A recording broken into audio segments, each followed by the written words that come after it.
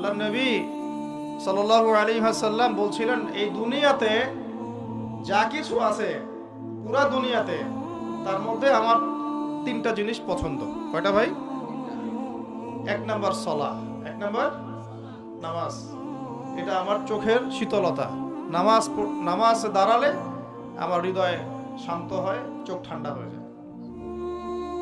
এটা নবী সাল্লাল্লাহু আলাইহি ওয়াসাল্লামের পছন্দের। দুই নাম্বার, এই পুরা দুনিয়ার মধ্যে আমার পছন্দ হচ্ছে সুগন্ধি। কি পছন্দ? সুগন্ধি। 10টা টাকা যদি আর্ন করেন, 1 টাকার সুগন্ধি কিনেন, সুন্নত।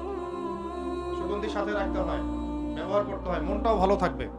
আর সুগন্ধি বেশি ইউজ করলে রোগ ব্যাধিও কম হয়। 3 নাম্বার হচ্ছে স্ত্রী। 3 নাম্বার কি? স্ত্রী। স্ত্রীরা আমার পছন্দ। নবী সাল্লাল্লাহু আলাইহি ওয়াসাল্লামের এই 3টা জিনিস পৃথিবীতে পছন্দ।